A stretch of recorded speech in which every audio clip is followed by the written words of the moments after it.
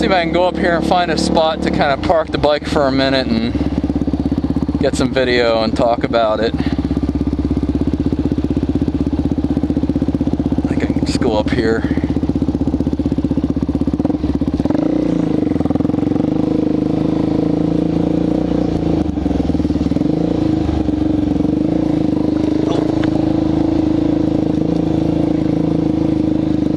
This is actually a lot slicker than it looks up here. I'm almost afraid to turn up the hill. We actually had some rain, and this grass is kind of more slippery than you might think.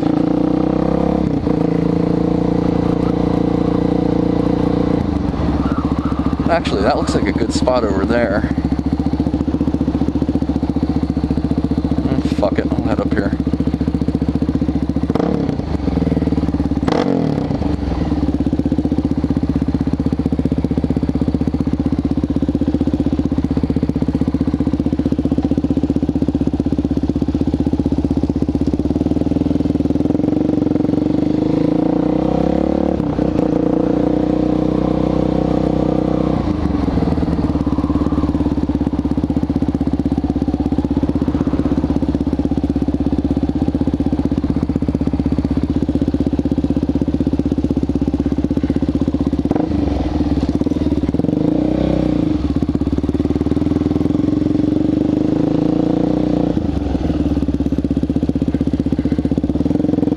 Warning, gas pipeline.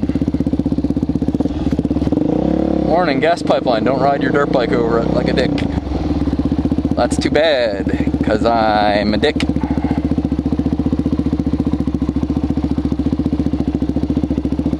Alright, this looks like as good a place as any. So let's just take a minute to talk about this bike here. Alright, since the last time I talked to you guys, I've done a few things. Obviously, as you can tell from the exhaust, I've done my pipe. It's an MRD SSW, all aluminum, handmade. This thing's awesome, super light, sounds amazing. It's just generally a pretty awesome exhaust. It's the most powerful exhaust, short of this one Yoshimura titanium exhaust that's like $900, and this one's actually pretty cheap. I think I paid like $459 shipped, I think. So that's a pretty awesome deal. I also got the, it removes the stock heat shield, and your leg would burn bad if you didn't have something. So I got this, that's some mud there, this Z-carbon carbon fiber heat shield to keep my leg from burning. I got the carbon fiber one just because I thought they have an aluminum one. I thought the carbon fiber would transmit less heat than the aluminum one. I also did the flat slide 39mm flat slide carb, which you can sort of see in here. That was kind of a pain to install, but it wasn't too bad. You can see how beautiful the flange is on this MRD pipe here. That's awesome. It's just a great pipe. When I was putting the carb in, there was a coolant overflow tank here that I had to take out to kind of wedge things around, and I couldn't get it back in. So I was just like, well, I don't know what I'm going to do now.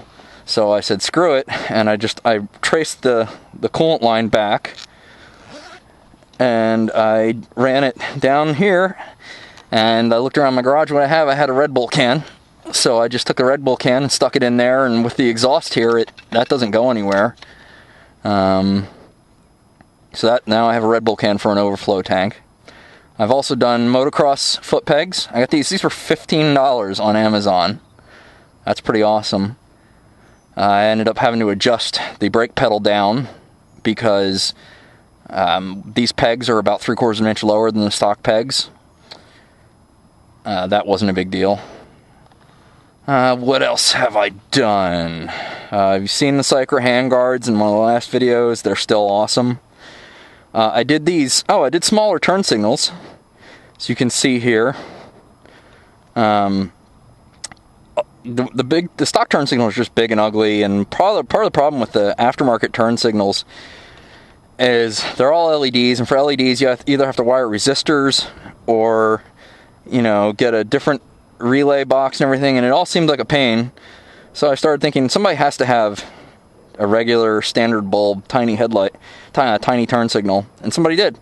So I got these for like, I think these were $14.99 a pair from Amazon. What else have I done? You've seen the mirrors in my last video. I got the new keychain for the bike, came with my rock jeans. Oh, and what I also just got, I got the Zeta anodized billet aluminum brake line clamp. So that looks pretty sweet. I think the stock one was just like stamped aluminum. It was ugly as hell. I also did the Zeta Racing engine plug set in blue aluminum. It's just to look nice. I'm not going to bling the bike all out, but you know, a few little touches here and there help accent things. I'm going to do like 2 more billet anodized things from Zeta. I think I'm going to do like the master cylinder cover up top. This will be blue billet aluminum, and I'll probably do the rear master cylinder cover. Although, see, that's there, and you barely see that, so I don't know how much I care. I was thinking about getting the Z-Carbon carbon fiber frame guards, just because it'll keep the frame nicer, but they're expensive, and if I, you know, part of the whole thing about Supermotos is if you crash the bike, who cares? You know, it's basically a dirt bike. It's not going to hurt it, and that just adds an element of something that's expensive.